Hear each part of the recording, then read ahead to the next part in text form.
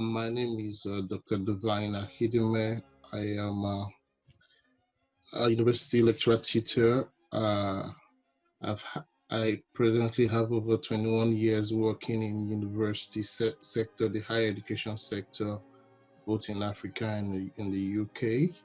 I'm also a fellow of the Higher Education Academy UK. Currently, I tutor with the Manchester Metropolitan University. I am a microbiologist by training, specialty. We are currently in the middle of it's a discipline that is currently in the middle of the COVID-19 brouhaha that the world is going through. Today, I'll be speaking on personal statements, and the focus is at the entry point into universities. And because I do not directly deal with such levels, I'll also be presenting with Dr. Sinmi Ayelagbe, who has experience on writing and mentoring people at that level. I personally deal with people more on the postgraduate level, talking about the master's and the PhD level. But I'll just give some intro about universities just to give a foundation. So university, we all know that universities are learning centers and beacons where people learn. But behind the scene, there are some subtle things that are woven into the fabric of universities. So a university basically is a boiling point of ideas, creativity, and thought processes. That's what goes on in a university. It's a mixture of ideas, creativity, and thought processes. It instills processes, techniques, and individuality into students, and it rewards graduates with a degree in a discipline. And the words I'm using are quite, I'm choosing them carefully because each one of them means something. So what most students don't realize coming to a university from A levels or from high school is that in the university there's a subtle in the fabric. There's woven into the fabric a subtle expression of freedom of expression. You are free to express yourself the way you want and to chart your own destiny. Basically, they teach you principles and you decide how you express it. In some disciplines, there is no right and wrong answers. In some disciplines, you stick to right and wrong answers. What do I mean? 2 plus 2 will always equal to 4. That's a known fact. However, in other disciplines, you can bring up an idea. You can say 2 plus 2 is equals to 5. The issue there is, how do you defend it? Do you have enough? Do you have enough resources? Do you have enough references? Do you have enough people who have studied it to prove that 2 plus 2 equals to 5? If you can put that in a coherent way, you are deemed to know what you're saying. Basically, in a university, you're in charge of your own development and success. You are given the resources, you're given the equipment, and you're trained on how to develop yourself. Okay, there's a lot of individual development in university. There's an unwritten rule in universities that most people do not know. For every hour of lecture, for every hour of teaching you get, you are to do at least 3 hours of personal study just to understand it. And that's not said anywhere, but that's how the university is set up. So if you go into a university, you find that you have maybe 15 hours lectures max a week. Meanwhile, you are expected to do like 35 hours of study in that week, meaning the free time you have on your schedule or your timetable is meant for personal study. The personal study means you are trying to understand what you were taught. Okay, let's move on to the next slide. So another thing about universities, they are massive agent of change. A university is an agent of change. What do I mean? It's taking students, they put them through the university process, and at the end of the day, they bring out graduates. The graduate is an expert in a discipline. That means he has been taught a a thinking pattern. He has the ability to process thought in a specialized area. He has transferable skills. That's why if you interact with lawyers, there is a way they speak, there's a way they think, there's a language they use. That their thought process expresses in a certain dimension. If you mix with mathematicians, there is a way they think. There's a way there's a flow of thought in what they present. As scientists, we're always looking for evidence and how we back it up. So that's what the university gives a person, such that as a graduate you can fit into any sphere of the world, and you take that thought process with you in that specialized area. So if anyone is going to university, Yes, the person should I'm be on. ready for. Hello, can you all hear me? If anyone is going to university, he should be ready for change. So entry into university, the UK entry requirements vary widely. It depends on the type of course you're applying for, the academic level, your nationality, and also the university you're applying for. Different universities have different criteria. I won't go too much into details, but entry requirements are different for different universities and also for different courses. The main body for undergraduate admissions in the UK is the Universities and Colleges Admissions Service, popularly called the UCAS. And the UCAS handles most admissions into universities at the undergraduate level and sometimes at postgraduate level. Some disciplines also require special entrance examinations. Also, others require interviews before accepting students or offering places of study. It depends on the university and what they want. But at the undergraduate level, you will need a personal statement as part of the application process. And that's why personal statement is quite important. At the undergraduate level, is part of the application process. Some postgraduate level, they will not need a personal statement. They might need a project brief. That's a different way, especially if you're going through research. But for the undergraduate level, you will need to put in a personal statement as part of the application process. So I'll hand over right now to Dr. Sinmi Ayelagbe. Sinmi, are you there? Hello, Can you unmute everyone. yourself? Lovely. Thank you very much, Dr. Devine. My name is Simi. I'm a junior doctor, qualified 2 years ago. I attended the University of Manchester and studied for 6 years. So at the end of the 6 years, I had my degree in medicine and I had a master's degree as well. Over the years, I've had a read through some personal statements that some of my younger ones and people have mentored over the years as they've applied for uni, because I've been in that position myself. So I'm just going to be talking about some tips about personal statements. Dr. Devine has already mentioned in essence what a personal statement is. I'm just going to go over that briefly before I start sharing my tips with you. So when you're applying to university, like he said, everyone has to do a personal statement, and it's a statement that accompanies your UCAS application. So on your UCAS application, you'll be putting things like what grades you've been predicted. You'll be putting things like extracurricular activities that you've done, for example, Duke of Edinburgh, extended projects, things like that. But the personal statement is very, very important, especially for degrees that you would not get an interview for. So for degrees like medicine, degrees that are very competitive, they tend to do interviews, and that's another opportunity for you to sell yourself and just put a face to the application in front of them.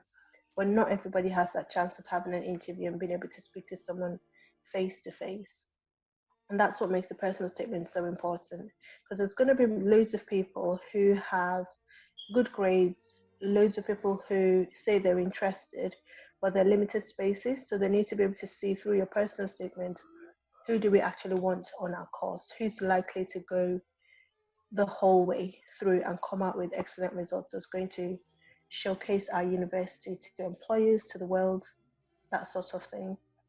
So in the personal statement, it's your opportunity to articulate why you want to study a particular course or subject, what skills and experiences you've, gathered over the years, and what things in which you can show your passion for your chosen field. So it's an opportunity for you to essentially sell yourself to this university. Now, with the personal statement, it's the same statement that goes to all the universities that you apply to. So they're all going to be reading the same thing. And I'm going to touch on that a little bit later. So essentially, it's focusing on you, the student, and your suitability for the course that you want to study at these universities. So I'm going to start with timing because timing is so important. When you're in year 12, especially come to the end of year 12, you're having so many thoughts in your mind. You're thinking about what course do I want to study. You're thinking about exams. You're thinking about revision, just school pressures in general and teenager pressures in general. There's so many things coming at you from different directions. So it's really, really important that you start early. I cannot overemphasize how important it is to start early because writing a personal statement it can be a stressful experience, but it doesn't have to be. And the later you leave it before you start, the more stressful it's going to be for you. So it's very important to start early. You need to have a plan of how you're going to go about it, because if you don't plan, you're just going to end up doing a mishmash of loads of different things, and at the end of the day, you might not like what you've come up with, and you're going to start having issues. So it's really important to plan, have SMART goals. So be specific, know what exactly is you're aiming to get, have measurable goals. So say by the end of this month, I want to have written my bullet points for my personal statement, or I want to have written 300 words by the end of each month. Something similar to that. Things that are attainable. Don't plan to write your personal statement in 3 weeks. That's unnecessary stress. You need to pace yourself because you've got other pressures, you've got other things going on. The world is not going to stop just because you're trying to write your personal statement. So just try and make sure that you are giving other things adequate time and you're giving yourself enough time to get this done to a very good standard. Because I'm sure at the end of the day, what you want to produce an excellent piece of work because that's what's going to represent you before the universities. I think it's also really important to have monthly targets. So with that, you need to know when your personal statement is due for.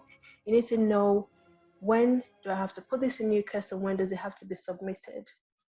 And based on that, you need to give yourself achievable targets for each month.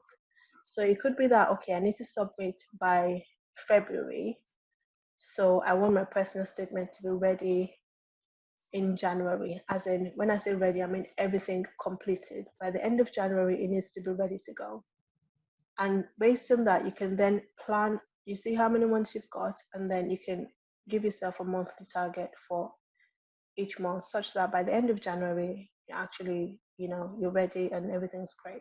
So I mentioned about universities before. So universities and courses go hand in hand. So obviously you would have been thinking about what courses you want to do in university, and sometimes the courses can be slightly different in different universities. So one university might offer you law, for example.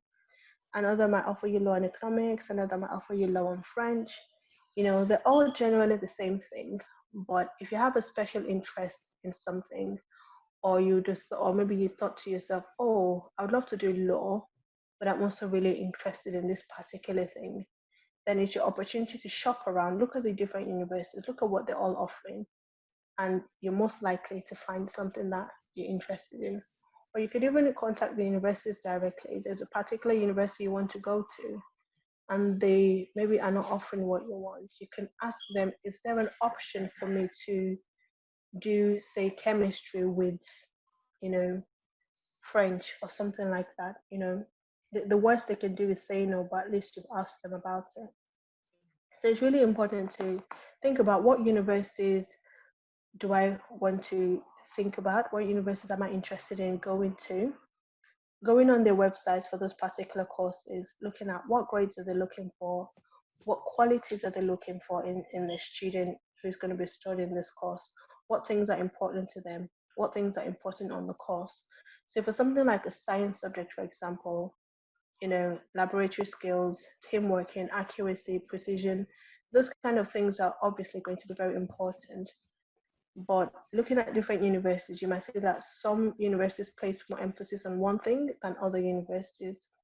So it's about looking holistically at what the different universities are wanting and the different courses that you're thinking of applying to. So if I give an example, if you're applying to law, for example, and you're actually interested in doing a bit of French as well. So you're applying to two universities for law, just law by itself, and then you're applying to two universities for law with French. In your personal statement, you would have to make some references to why French is important, because you need to let those universities who are offering you the French course why that's something that you're interested in. So trying to create a balanced view that cuts across all the universities without specifically mentioning any university and saying, I want to go to University of Cambridge because this, and this, because the other universities are going to not like that very much. So when you've had a look at all these different things, you then need to make bullet points, is what I think. Make bullet points about what are the main things that I want to put across, whether those are qualities, whether that's your interest in something specific, whether that is your passion for the course. I think it's really important to make bullet points because it helps you to focus on what you're actually trying to say. And then subsequently, you can flesh out each bullet point, and that can help you form the basis or the bulk of your personal statement.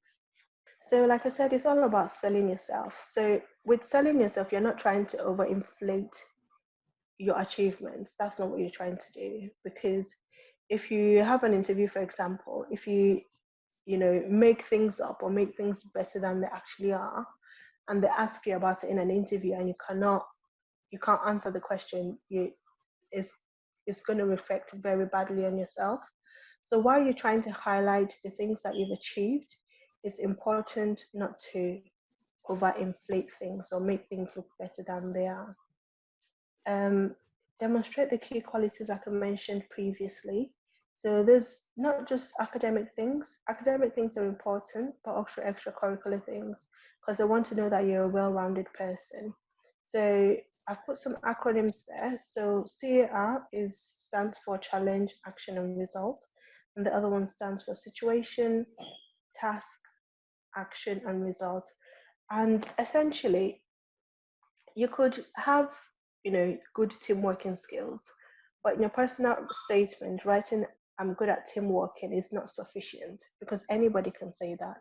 So if you give an example, a good way of illustrating the fact that or demonstrating the fact that you have good team working skills is using one of those techniques. So you can highlight a situation where you were in, or you had something they had to achieve, the task, and what action did you take? How did you include yourself in the team? How did you make everybody work well in the team? And say what result you came out with. That's a good way of giving an example and demonstrating how you actually do have good team working skills. So if you use that sort of example for your different qualities that you're trying to bring out, I think it'll drive home a stronger point than just saying, I'm very good at communication, because there's no evidence to prove that. So it's really important to show your passion for the cause, because these people read loads and loads and loads of personal statements. So they want to see things that shine out. They want to see things that set you apart from the 100 other personal statements they've had to read. So you need to be very enthusiastic in your approach to writing the personal statement. And if you have any outstanding achievements, don't be afraid to put it in there. You know, Even if it's not directly related, something like, say, you have a grade 5 or a grade 8 or something in music or in dance, or you have some awards from extracurricular activities, or even in school, you can put it in there and show through that you have some of these qualities, whether that's hardworking, determination, something like that. and just put it in there, and just easy to set yourself apart from all the other people who are applying. So a little bit about the structure. So I'm sure everyone knows, but if you don't, the length is very specific for the personal statements. So it's either 4,000 characters. Well, it has to be 4,000 characters at least, and 47 lines. So anything more than that will not be read. So you could have written the best part of your personal statement after 47 lines, and nobody is going to get to read it because you've gone beyond the limit. So it's important to know and keep that in mind. Maybe like when you choose your font size, obviously you can't then choose the tiniest font size, font 4, and think, okay, I can put in more words, because you've got your characters to think about as well. Grammar is really important. I mean, when you come to the point where you're doing a personal statement, you'd already have learned a lot about grammar in school, in high school, and if you're a mature student, in your previous degrees or in your previous endeavors, things that you've already done. So you already know a fair bit about grammar. It's just important to note that these people, they're very finicky. They look into everything. So you need to make sure that your grammar is on point. You need to make sure that you've dotted all the I's and you've crossed the T's.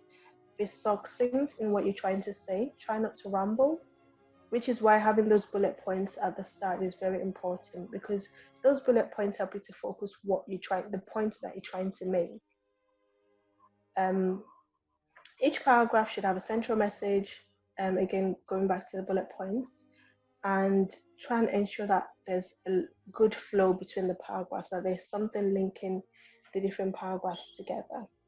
So it's very important that you do not plagiarize. So it's good to look at resources from different websites. UCAS has really good resources. There are loads of personal statement examples for different courses online. And while it's good to read them and get an idea of what people do and how to maybe structure your work and things like that, it's really important not to copy, because they will find out. They will, and it's just important. Be original, be yourself, and do the best that you can. Get feedback from other people. So show it to maybe your parents, show it to definitely people in school. So that could be your head of year, or it could be a counselor or somebody who is used to having a look at these documents, and they can give you feedback. And like I said, you need to start early so that you don't end up being stressed out and just worried about the whole thing. I think that's the last slide. I've just got another slide for resources that you can use. So UCAS resources, there's loads of resources on there. And I've put one at the end for the STAR technique that I mentioned. And I hope this has been helpful. Thank you for listening. Thank you very much, Simi. I would just like to highlight something that she said in the previous slide about plagiarism. That's what universities that's a term universities use. That means no cheating. Anything you write should be yours. And currently, with the technology available to a lot of people, sometimes there are some websites that you can, maybe after you've written your personal statement, you can upload it to and get them on the website to check on it, then tell you if it's okay or not. I'll advise most people to try and avoid doing that. Instead of uploading, I'll advise that you email so that the person can download it, read it, give you feedback on it. The reason being that the universities now are using a lot of software for plagiarism checking. And what those software do is to try to compare what you submit to almost everything the software can find on the internet. We have found situations where people have been accused for plagiarizing themselves, meaning you've uploaded something before, it wasn't taken down, you corrected it and you upload it again, and the checker will compare what you uploaded last to what you uploaded previous, and to come back with a high percentage similarity. and then there may be some problems. So please try and avoid uploading the material you've written to a software, taking it down, editing it, and handing it in. It's best to email to people if you want them to cross-check and give you feedback. It's much better that way. I hope the talk has been a blessing to you, and I want to say thank you for the organizers for giving us this opportunity to present. Thank you very much.